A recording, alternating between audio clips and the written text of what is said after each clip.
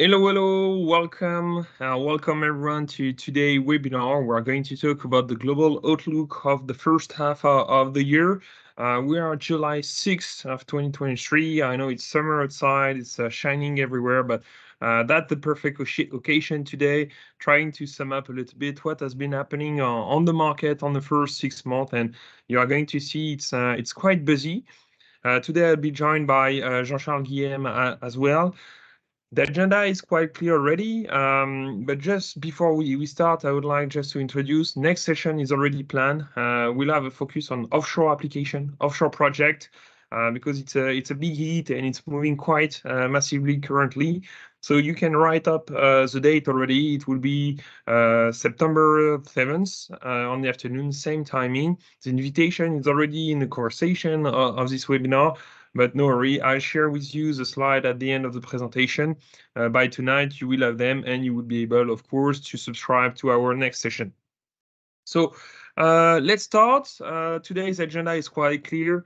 Just to sum up about Project Smart Explorer for the one which are not familiar yet with the tool. Then we start by some market news. So really some event we picked up from the market to outline some trend. Then we are going to trends and to figures to show what is happening on the market. And then we'll have a more global project outlook to see the trend. Long story short, it's going well, but it's important to have the figures behind and to understand what will happen next in the next coming 6 months. And then we'll have to focus on key application, which are moving a little bit different than the actual market. So anyway, at any point of this webinar, you can jump in the chat of this meeting and ask your question directly. We will address them at the end of the presentation. So buckle up. Let's start. To be first consulting, Jean is online normally, but we are a family business. But we are not only Guilhem, and we are growing. And even if Jean-Charles is still chairman of the board, I moved to CEO position and we're recruiting. Some of you may already know Jack, and I've seen him in different exhibitions this year. And we are growing at a little pace. And of course, we are building up the team to make sure that we still sustain the pace to support you and help you to go in energy transition, to go in digital and all the markets you will be interested in. The logic remains the same. The list of clients is more or less quickly the same. We have a good traction today. Just one point about this database. It's a living animal. So oil and gas and petrochem project have been on it forever, I would say, for more than 10 years. For the veterans which have been working with us, you saw arriving energy transition during COVID, and that's where there is a huge focus coming up. We see plenty of new application. For example, the last two we added since last webinar were white hydrogen. So, it's also called native hydrogen. So it's kind of a gas field existing, but except it's not natural gas, it's hydrogen. And we see that coming up with few recent exploration discoveries of hydrogen. And last but not least was also polysilicon, which is almost a petrochem or chemical application, which goal is to produce silicium, which was really marginal for decades. But this silicium is used for the production of solar panels. And of course, today with the trend on solar panels, we see more and more projects of polysilicon coming up on the market. It's becoming really something big. And that's why we have added to the database as well to make sure that you are able to follow up on those projects. If you have any other needs, you're free to reach to us and say, hey, guys, by the way, I'll be interested by this application. I can promise that we cover all of them because sometimes it's a little bit out of our reach, but it would be interesting to have your feedback because sometimes it can be good opportunities for us to grow as well and to help you grow on those new markets. So that's it for the database. More or less the rules. So let's go and jump directly into the core of this presentation. The market news here. I'll start by a slide, and you may remember this title from previous slide, From Renewable to Sustainable Energy. And for those who are used to our webinars or to our workshop, you may remember the slide where we are mentioning Elon Musk, and also we're quoting that the world was starting to get a little bit outside of this vision of only renewable energy on the planet and going mostly forward to a sustainable energy future. And here we picked two events that came up on the last 6 months. The first one, but it was quite well known, it was 2 weeks ago or last week, the departure from renewable power boss into Shell, Thomas Brostrom, sorry. Thomas was hired from Ørsted. It was a big hit when he was transferred to Shell, and he was in charge in Shell to develop all the renewable activity. After 2-3 years in this position, Shell has completely changed, I would say, its strategy and has cut down all this renewable part. And in a new organization that they're having today, they don't even have this position of renewable power anymore. And the strategy from the CEO of the company, Sam, is to return more, I would say, money to the shareholders, but sending a message that, okay, if you need to cut the CO2 emission, that's what I've been copying here. If you want to cut CO2 emission, you need to be paired with higher earnings. And that's quite the case for many oil and gas companies, and that's the prediction we're having for the last few months, if not year, saying that, okay, renewable is losing a lot of money. At the opposite, decarbonation is really becoming a huge focus. And many in Total made it clear, or Total Energy, sorry, made it clear as well that they need to still inject money into oil and gas because oil and gas is still needed for many usage of energy. And in the meantime, they need the revenue from these oil and gas activities to inject in renewable and decarbonation. So you see a little bit how the space also from renewable to sustainable energy is going into action. And here we took the example of Shell, which is an IOC, a major, but we had more or less the same experience with Dominion Energy, which is a US independent company. North America, sorry, independent company. And here the Dominion strategy was to stop investment in renewable, especially when it was unregulated investment in unregulated projects, solar projects, and refocus on decarbonation because in 2022 they got an impairment of 1.3 billion, which is quite massive. And of course, by refocusing, they are trying to build up a stream of revenue from those decarbonation. It seems that they are successful in doing so. So having still oil and gas as a core scope of application, but running decarbonation project on the side to, I would say, develop their business and also reduce their carbon footprint. So really this vision that we have shared with you for the last few months is now getting into action and getting more and more official with the different announcements that we are seeing on the planet. And it's quite different, of course, the market you are going to play from renewable or from decarbonation and this umbrella of sustainable energy. Also, another point, also linked to renewable, because okay, renewable is struggling for some part, but it's not everything the same. And here we titled this slide "Wind No Blow While Solar is Shining," and that's really to represent the different dynamics of those two markets. Well, wind is really suffering, especially for Western countries and Western companies. We have seen in the recent weeks profit warnings again from Ørsted and Siemens Gamesa, which had already profit warning in January. Due to many conditions, I would say the reason are mainly behind. There is a huge shortage of vessels and turbines because the scale up is so fast into especially offshore windmill that it's hard to have the right infrastructure at the right time.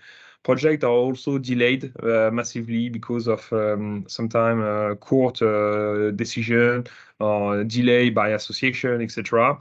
And there is also a financial trap that we already discussed, where with inflation, also contracts which were signed 2 or 3 years ago are not viable anymore.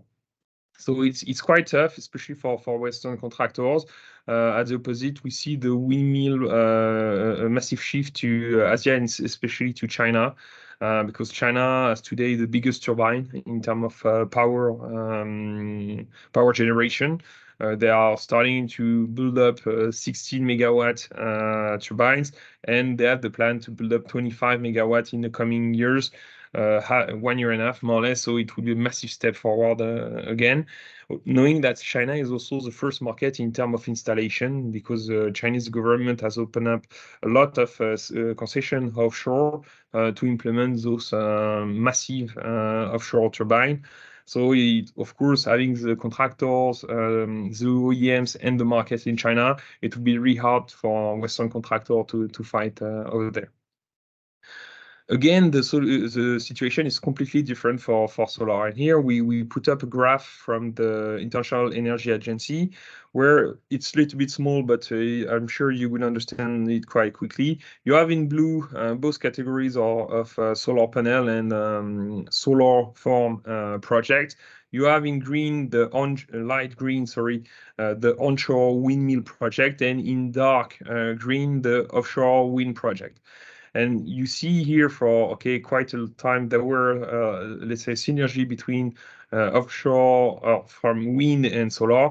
And in the last 2 years, I would say solar are starting to get a pace which is just extraordinary, to the point of solar is today dominating completely the power generation in terms of investment, in terms of project. And the prediction from the EIE is saying that by 2027, solar should be around the first source of electricity worldwide, which is of course massive, knowing that all the installed capacity of power generation we are already having on the planet.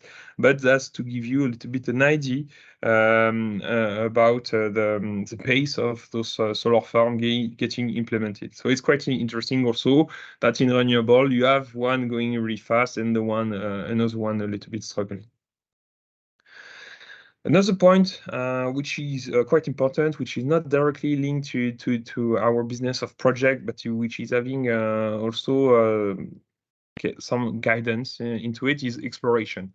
For many years, the exploration was done because we had discovered already so much oil and gas, and the focus was to say, okay, we are going to end the oil and gas production.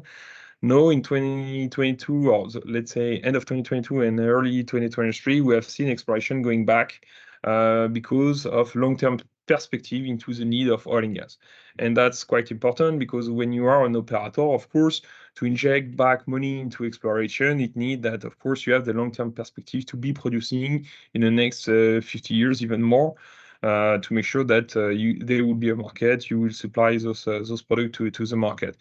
And just on the last 12 months, that was 84 billion barrels which have been discovered. It's quite massive, knowing that today the world consumes about 30 billion barrels per year, which means that this year we almost discovered 2.8 years of consumption, which is massive, and translating also this effort to build up the capacity to be producing for the coming years. There have been also some giant discoveries. I'm thinking about a new block from Total in Namibia, for example. I'm sure you have seen the news where Total is not even able to know how big it is because the reservoir is so giant that they need to explore and make wells all over their concession and even in the block next to it. It seemed that it's more or less the same size that the field of Búzios, for example, in Brazil, which is the counterpart from the Atlantic Ocean. So it's a massive discovery we are still having on the planet.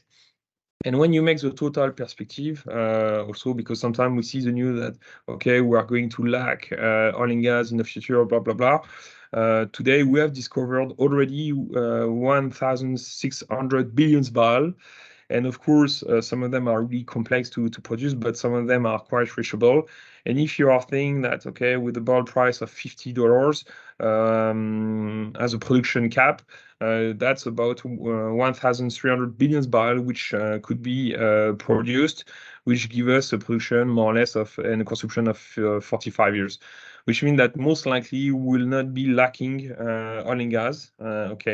It's just that we will be turned around from oil and gas because we'll have a different source of energy, and we'll see, of course, in the future, because at the pace the energy landscape is changing today, no clue what it will be in 45 years. Just cutting this market news part, let's go to the market trends, because here you will see really we have seen some punctual event coming up on the market. It's also quite interesting to see some trends and put figures behind a trend that we experience. The first point is about USA and the US hegemony on liquefied natural gas. As you know, the gas market has been shaken a little bit due to the situation between Russia and Ukraine. And the LNG market, which was a little bit side hustle or part of the gas market, has become really a massive focus of interest. And here I took these graphs from the American Agency for Energy, where you see per continent and per year, so both combined, it's a little bit complex, the US export of LNG. And there is many things to see, but the main point is to see that, of course, the US export of LNG to Europe has just exploded, double last year for Europe, really proving the fact that US came back, I would say, to replace the gas supply to Europe and replacing Russia in this situation with massive volume. Honestly, it's really massive volume. To the extent that today US is by far the leader into the LNG export. So not only producing, I would say, gas for the usage in US, but also exporting massive volume of LNG. Normally, by the end of 2023, 2024, US might be exporting as much as Qatar and Australia combined, to give you the idea. So US is really taking off. It's the first supplier of Europe, but it's the first exporter of LNG worldwide. And if we look into Project Smart Explorer, US is going to pursue those investments because we have already in the pipe, just for the US LNG, about 150 billions capex to be invested between, I would say, today and 2027. Which means that they were already ramping up this production of gas and are going even faster and accelerating in the coming month, or let's say coming year, which is also quite important. Just some export from Project Smart Explorer to emphasize also this hegemony of US on LNG.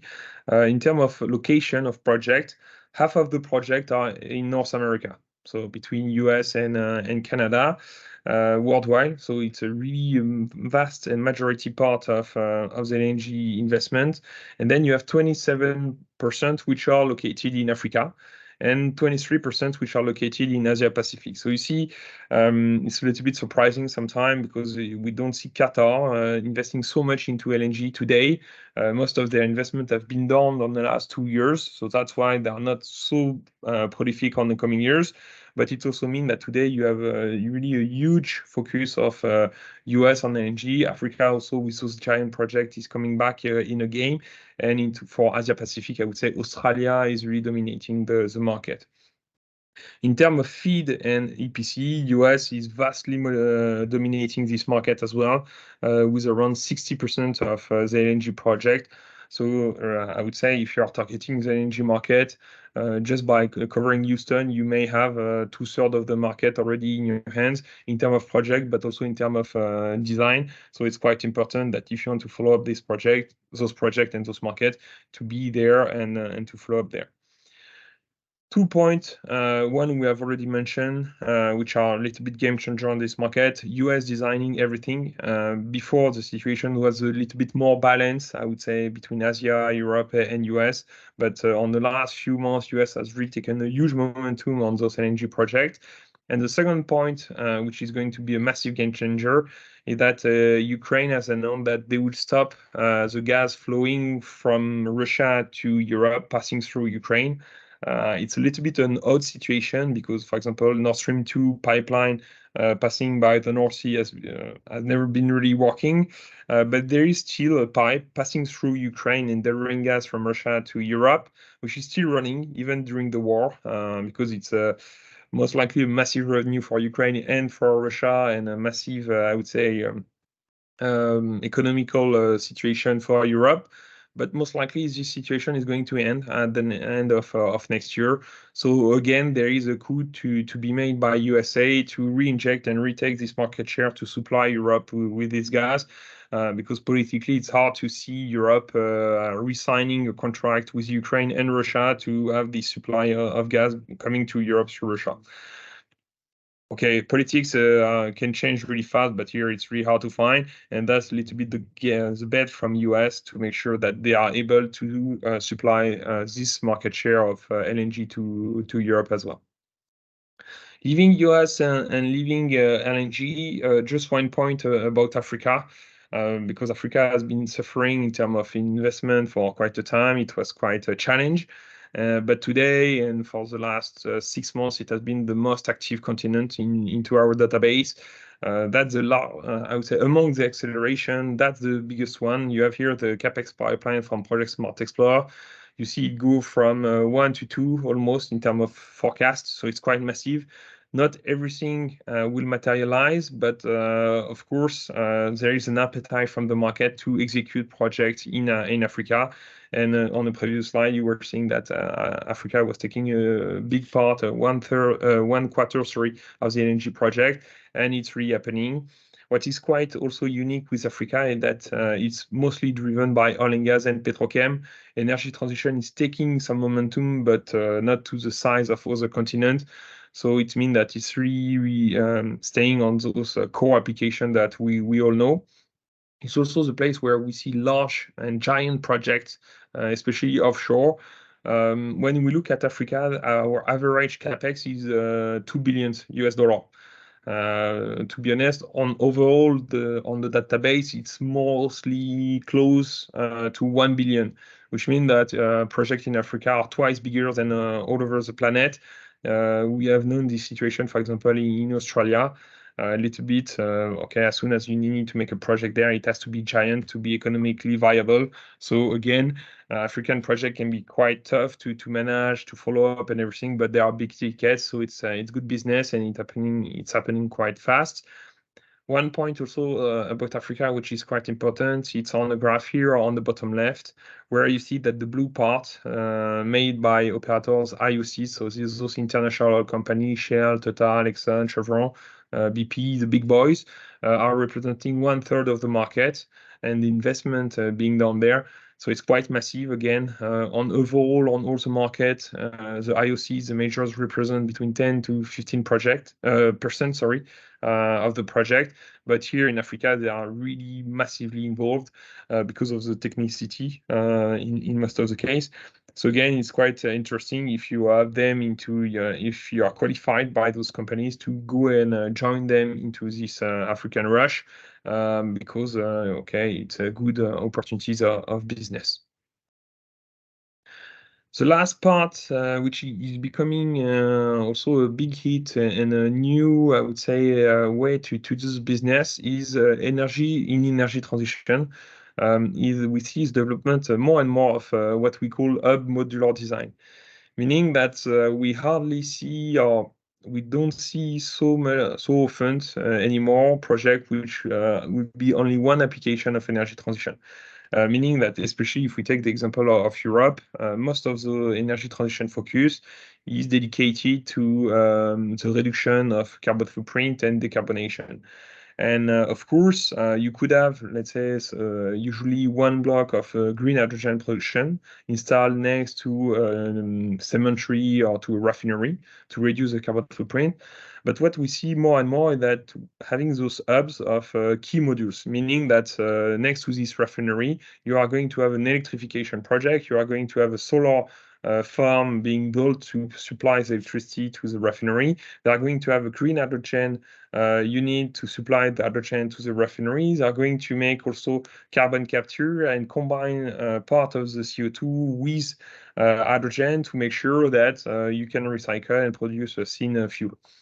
So it's a little bit becoming a mix of everyone, where operators and asset owners are picking a little bit modules from everywhere to make sure that they are downsizing to the minimum their carbon footprint of application, and make sure that they can generate value also from the CO2, for example, they are going to produce, but also produce their own electricity and everything. And in US and Europe, they are getting a lot of public money and financement to do it, and it's working quite well.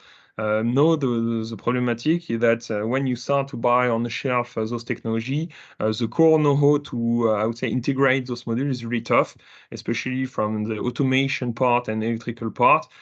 So it's requiring some engineering there. The modules are a little bit on the shelf, so not directly to generate the module or to install the module, but to make all those modules work together, it's starting to become quite a complex stuff. And we see integrators starting to move into those modular business and trying to make also to take contract to integrate all those modules together, depending the need of each, I would say, industrial asset that we find. So it's quite interesting. It's a different way to play. It's a little bit decarbonation project with a lot of processes being involved. It's quite interesting because it's a mix of everything. And I'm sure that we'll discover new application coming in the next month of new ways to monetize or recycle some waste. So we'll be really attentive on those projects as well. Now going to the part I'm sure you are looking forward to it is a project outlook. So here there are figures and analyses from Project Smart Explorer, and here I plot you for oil and gas, petrochem, and energy transition. So everything combined, two graphs. On the left of the slide, you will see the capex pipeline in million US dollar, and of course you can see from my mouth that 2023 is a big leap forward. It's quite massive in terms of billion being invested. To be honest, 2022 was already an increasing year, and here the forecast for the coming year is that okay, there is a wave of investment. If you look from the colors, that petrochem, oil and gas is increasing quite substantially. So it's not something marginal in terms of increase, but of course it's also driven massively by energy transition projects, which are now taken off to the more or less the same size as what petrochem is. So in terms of capex and being invested, being quite massive. No capex investment are, I would say, distributed over many years. But if we look just for the product line centrifugal pump, which is quite representative of all the equipment being sold across all the projects we have on the database, you see that, okay, on historical data, 2022 was already a good year and a big year. And here you have 2023, which is just massive, 2024, even not higher, but quite massive as well. And then it goes down. If it goes down, it doesn't mean that the market is disappearing. It just reflects our vision of the project announced for those years. So of course it's going down, but just that it's not the market collapsing, just the vision we have on project, and many projects will be announced on the coming months for those coming years. So no worry. The second part to explain that 2023 is massive to the point where this has no chance to materialize to this extent because engineering companies cannot absorb twice more projects than what they did last year. As simple as that. So this represents what operators want to bring on the market, but of course then it is going to be buffered, and we can't anticipate that more than 30% of the forecast will be postponed just due to problem of capacity into the engineering companies and also in the supply chain. And of course, if you start to, I would say, postpone 30% of this column and you put it on 2024, you see and you realize that you are facing more or less the same problem. So it means that by having this postponement game because of capacity to execute project problematic, we have the next 4 years of business which are already full with project identified today. Okay, so that's something we anticipated, and that's something which is getting confirmed also at this period after the first half of the year. Here's the forecast. Next slide is what has been awarded. So here you see for centrifugal pump, it's no more forecast, it's actual business which has been signed. And what is quite interesting is to see that 2023 is already higher than 2022.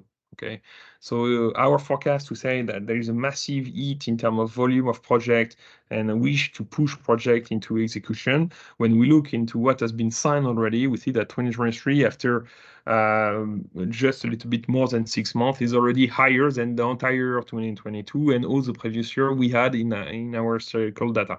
So it's quite massive. The wave of investment is actually happening. Where it will stop, it's hard to tell. I would say it will be filling till all the engineering and all the supply chain is full.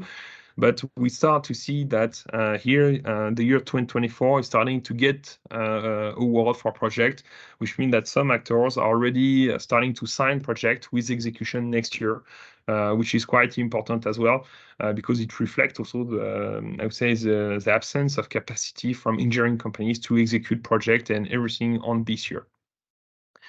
In terms of plant type, it's also quite interesting that half of the projects which have been awarded today are into oil and gas in terms of volume of investment.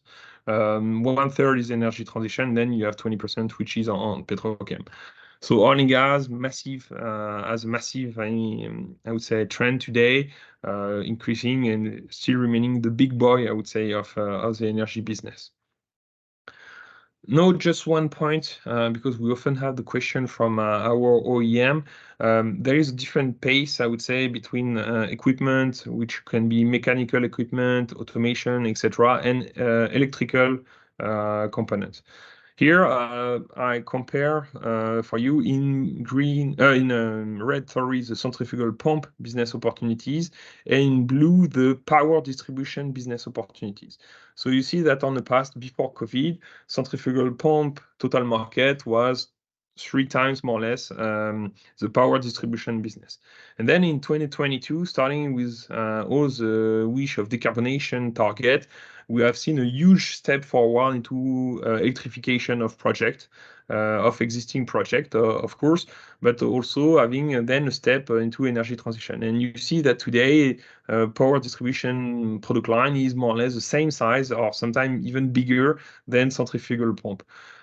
Projects are, I would say, in numerous per the same. They both appear in all the projects, both product line. It's just that the intensity of electrical equipment is rising in oil and gas. Okay, we see less and less, for example, gas turbine. We see more and more electrification from shore for offshore project, and of course, all the application where you were using fuel are now getting replaced to use electrical power, electricity, and of course, it's starting to raise the demand, of course, for electrical equipment.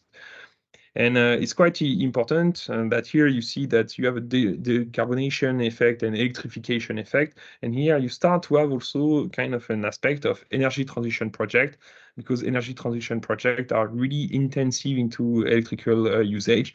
If we take green hydrogen, but if we take any application, the usage of electricity is way higher than what we are used for oil and gas. So it's quite interesting to see that the electrical equipment is increasing even faster than the other categories into the market. So it can be sometimes a little bit a different approach of the market if you are into the mechanical or instrumentation business, or if you are directly into the electrical business as well. But overall, everything is growing, so no issue with that. Just in terms of map, here I plotted all the oil and gas, petrochem, and energy transition projects which have already been awarded in 2023.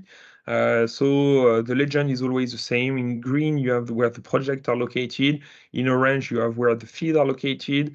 In purple, where the PMC are located. And in red, where the EPC are located. So you see it's shooting all over the map. Europe being a huge center of attention, mostly for energy transition project, to be honest, but also having a lot of engineering capacities. So it's quite interesting. US is also quite massive.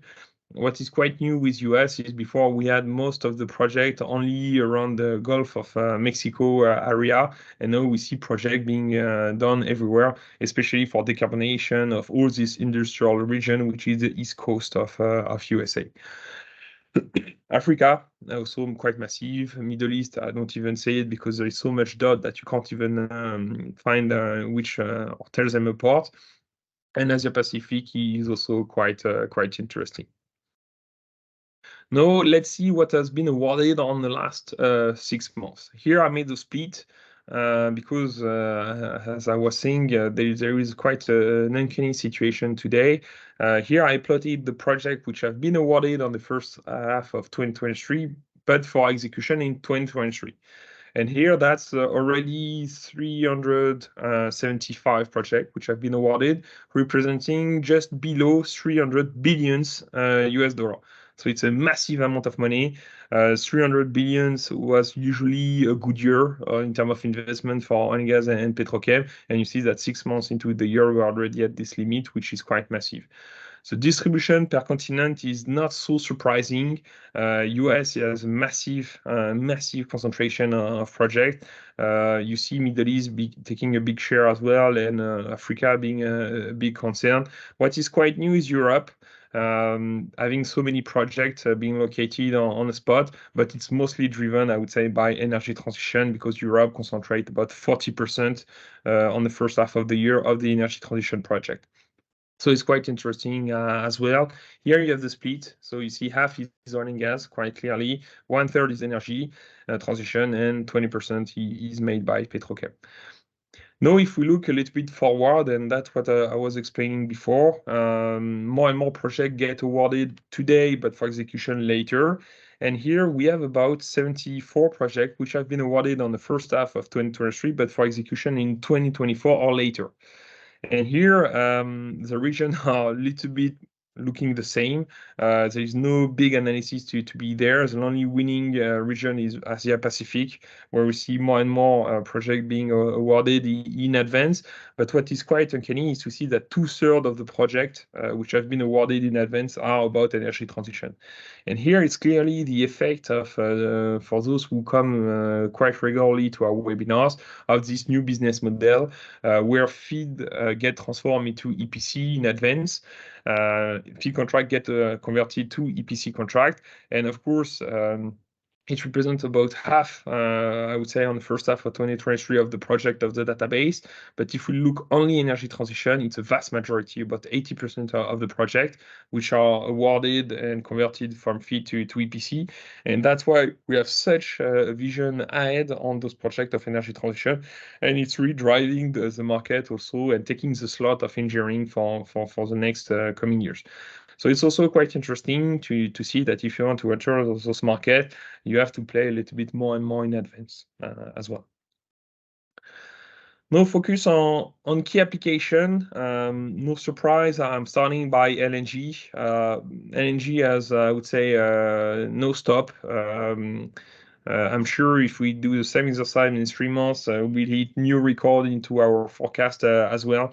It's just massive in terms of investment. Of course, you have this Ukraine-Russian situation, which is pushing the LNG to the roof already in Europe and then all over the planet in a counter effect. But you have also the fact that LNG and I would say more broadly natural gas is part of any transition, energy transition scenario worldwide. Even if we would like to have society with only renewable electricity, in fact, it's just not just impossible technically to have. So the goal of any, I would say, scenario of energy transition is also to bring gas on board as the only fossil fuel, replacing oil and replacing coal, because it's way, I would say, cleaner than the two previous. So that's why also on the long-term perspective, LNG is a good investment. And for example, if you look at Total Energy and ExxonMobil strategy on the long term, they want to reinforce their position in energy because they know that it will remain a growing business in the next 20 years. So that's why you have so much investment and being in a forecast. It means that today, if you are working in LNG, you will be fully loaded minimum till 2027, and that's only what we see as of today. But of course, that will continue. And if you see what has been already awarded, you see that 2023 is already higher than the entire last year, and entire last year was already a recorded year for LNG. What is also quite important to have in mind in this market is that it's dominated by, I would say, 3 types of companies. The majors, having all the projects in Australia or in Africa, I would say, for LNG. Then you have here in green the independent companies, which are shale gas producer in US. And in red, you have some African project, but also a main part into Qatar, which are driving all the market. So it's really few locations that you need to cover to have all this energy market into your hands, and few players as well. Offshore project. So you see the curve is almost doubling in terms of forecast. It's just massive. The focus we see on offshore, especially FPSO, behind and being part of offshore. That's why we're having our next webinar now into it. But without moving forward to next session, it's quite massive. Deep offshore is also back on track. So again, it's a lot of innovation that will come forward. It's mostly driven by national oil companies, especially if we look at the FPSO market. But it's quite interesting to see the different players, the different niche being inside this offshore market, which means that they will have room for everyone in the future. But of course, when you need to produce and maintain a level of production of 100 million barrels per day overall to match with the consumption of oil, it means that you need to bring the big boys, big producing project online, and of course those projects are offshore. So that's why offshore is coming back quite massively on the market. The last plot is about hydrogen. Hydrogen is really an interesting case that we discuss with more or less all of our clients. And here I wanted to share, in terms of CapEx, where we started and where we are now. We are still in the position where the market is accelerating, but we are talking about a market which was more or less not existing before COVID, and which today represent about 50 billion of investment this year, and which will most likely represent about 80 billion next year. So we are still into acceleration. It will not double again every year. Okay, it has been doubling for quite some years, but now we are starting to arrive to not a maturity phase, but a slowdown of this increase. But of course, it means that the big tickets are still going to come. And what is quite interesting to see that about 2/3 of the project are led by independent company. If we look into, I would say the usage of this hydrogen is mostly to do decarbonation, okay? Not so much into transportation, but mostly to decarbonate and to be recombined with CO2 to produce e-fuel or clean fuel. And what is also quite interesting is that in the database, we have about a bit more than 300 projects, okay? And about I think 255 operating company for those hydrogen project, which means that most of the company into this hydrogen project have just one project, or some have two, and then you have 10 companies which have more than 5. So it means that this market is completely exploded in different companies. They're coming from everywhere on the planet, from all the background, startup, gas distributors, users of natural gas that want to transition to users of green hydrogen and become producer of green hydrogen.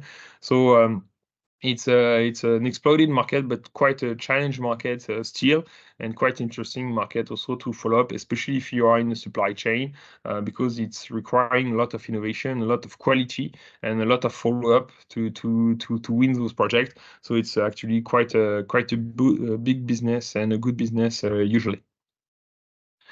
Going to a conclusion, and once again, please, you can start to put your question into the chat of this webinar. On those 6 first months, we have seen really decarbonation booming, okay, as anticipated, with always the same goal to reduce the carbon footprint of existing industrial assets. It can be oil and gas asset, but it can be cemetery, it can be steel plant, and all those kind of application are also good customers to decarbonation projects. So it has been a massive boom. Solar is taking a huge momentum, especially over windmill. Windmill is getting challenged, and okay, there is no evident way out in the coming month for this market. But as the opposite, solar is really accelerating even more. Now, the challenge that energy transition, at the example of the previous slide on hydrogen, is remaining really active, but also very diluted. So it's quite tough. I don't see any actor that could be able to address all the market as it is, which means that everybody has a space to create into this market and to follow up some project there. It's a change, but it's also an opportunity to have such a diluted market because it's still growing. So it means that even the small pieces you are taking today would become most likely big pieces later on. So it's quite interesting as well. A point then that is quite clear from this analysis that 2023 is going to be a record year in oil and gas, in petro, and in energy transition. Okay, it's not even, I would say, a guess. It's quite evident because from what has been already awarded today, we are more or less at the record. So it means that all the projects that will come up on the next year will be massive. The good news is that, as predicted, the wave of investment is materializing. Sometimes it does not happen, but here it's materializing quite evidently. Most, if not all, of the engineering companies are just underwater, and we see getting into this application the new business model. Okay, this conversion from fee contract to EPC contract getting more and more applicable, and that's why we see a lot of projects being awarded already now for 2024 and later. And it is starting to be quite a massive effect because most likely at the end of the year, we'll have about 120, 150 billions already being awarded for 2024 and later. Okay, which means that you will start the year with billions already being invested for the coming year, where decision process would be already ongoing. And then, of course, when you start to see this effect, engineering companies are underwater, under pressure, I would say, but also the whole supply chain. And I'm sure you are seeing it. That's the delivery time are becoming more and more a competitive advantage when you have a good one. And some operators are getting really, really touchy to validate the delivery time of their suppliers. Because for them it represents today a bigger risk than, I would say, the price of the project itself. Because they have some operators have experienced a huge delays in a few critical product line, and of course, when you are missing those critical product line, all the project is getting delayed, and it's quite a huge amount of money that can come up from that. No, what we see also a little bit changing that new projects are designed with electrification and decarbonation processes.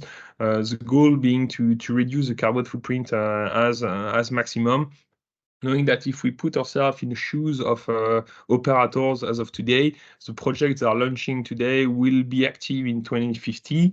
And of course, all the companies have more or less pledged to become carbon neutral in 2050, which means that the projects that are going to launch today have to be part of this carbon neutral vision in 30 years, which means that they are going to invest a lot of money to reduce the carbon footprint as much as possible into the new project they are doing. And of course, if yourself, you have a solution to reduce the carbon footprint in your product and your service, it becomes quite a good, also competitive advantage and something to talk about when you're visiting not only engineering companies, because they would not be the one concerned directly, but when you're visiting operators to push your service or your product forward. Because it's a main focus of all the engineering coming from the investment and this vision to become carbon neutral. So thank you very much for your attention.